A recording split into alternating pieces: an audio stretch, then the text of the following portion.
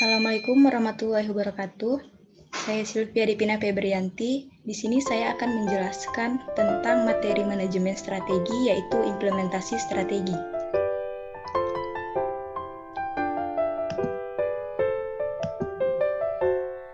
Yang pertama, agar perusahaan mencapai tujuan secara optimal, maka selain harus mampu merumuskan strategi, perusahaan juga harus mampu mengimplementasikan strategi tersebut secara efektif. Plan and action. Nah, hasil penelitian pada 31 industri menunjukkan bahwa kinerja yang diperoleh perusahaan tidak sekedar ditentukan oleh strategi yang dimiliki, namun lebih disebabkan karena efektivitas perusahaan dalam mengimplementasikan strategi tersebut. Lalu selanjutnya, bagaimana hubungan perumusan strategi dengan implementasi strategi? Di sini ada 4 hubungan. Yang pertama itu ada sukses. Nah, yang sukses ini merupakan hasil yang paling diidam-idamkan oleh setiap perusahaan. Situasi ini dapat terjadi jika formulasi strategi perusahaan disusun dengan baik, sebegitu juga dengan implementasinya. Lalu yang kedua itu ada roll it. Nah, di mana situasi perusahaan kurang baik dalam memformulasikan strateginya, namun perusahaan melakukan implementasi yang cukup baik. Selanjutnya yang ketiga ada trouble. Nah, situasi ini perusahaan menyusun formulasi strateginya dengan baik, namun implementasinya buruk. Yang keempat ada failure. Kondisi ini sangat tidak diinginkan oleh perusahaan. Hal ini terjadi karena strategi perusahaan tidak diformulasikan dengan baik. Dengan demikian juga implementasinya. Selanjutnya, masalah implementasi strategi. Nah, di sini ada 4 masalah implementasi strategi. Yang pertama ada implementasi melambat. Yang kedua ada muncul masalah. Yang ketiga ada koordinasi tidak efektif. Yang keempat ada perhatian yang berlebihan. Selanjutnya, proses implementasi strategi. Di sini ada beberapa proses. Yang pertama, menganalisis perubahan. Nah, apakah ada perubahan strategi atau perubahan misi perusahaan? Yang kedua, menganalisis struktur organisasi.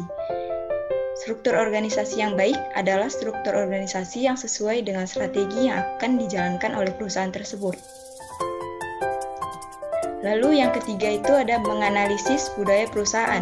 Nah, menilai kesesuaian antara rumusan strategi dengan budaya perusahaan. Yang keempat ada menganalisis kepemimpinan. Orang yang sama akan menjadi pemimpin dan menjadi pengikut pada saat pertukaran lingkaran strategi, sehingga strategi perusahaan akan tetap berjalan dengan efisien. Lalu yang terakhir ada implementasi dan evaluasi strategi. Setelah kita melakukan menganalisa, maka kita mengimplementasikan dan mengevaluasi strategi yang telah dirancang oleh perusahaan.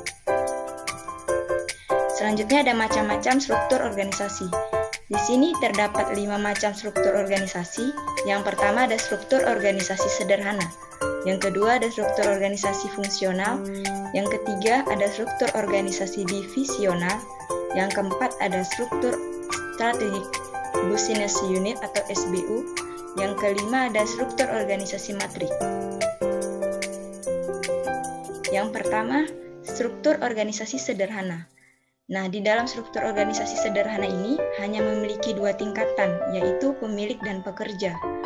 Struktur organisasi sederhana ini dikelola oleh pemiliknya sendiri sekaligus menangani pekerjaan yang lain yang berhubungan langsung dengan sebuah produk.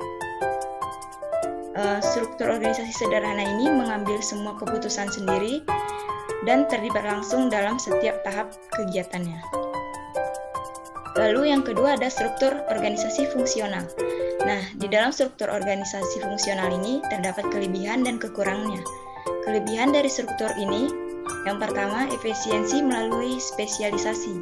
Lalu komunikasi dan jaringan keputusannya relatif sederhana dan mempermudah pengukuran output dan hasil setiap fungsi.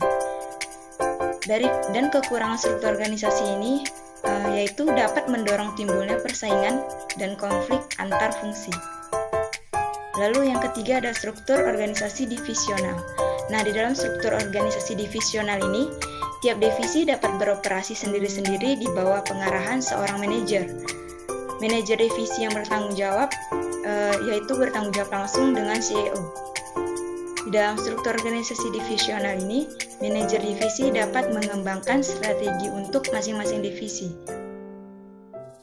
Nah, tiap divisi ini dapat menghadapi persaingan yang berbeda-beda.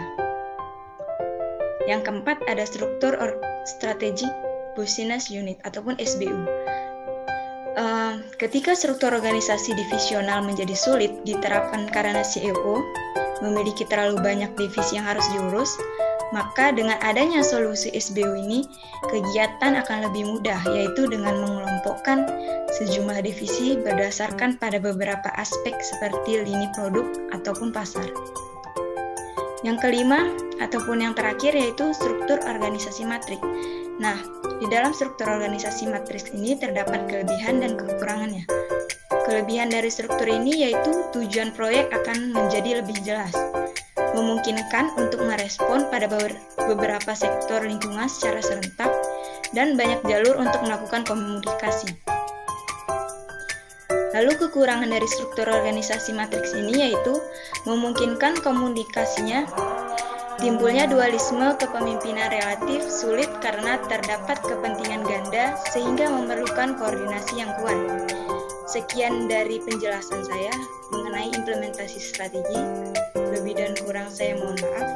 Assalamualaikum warahmatullahi wabarakatuh.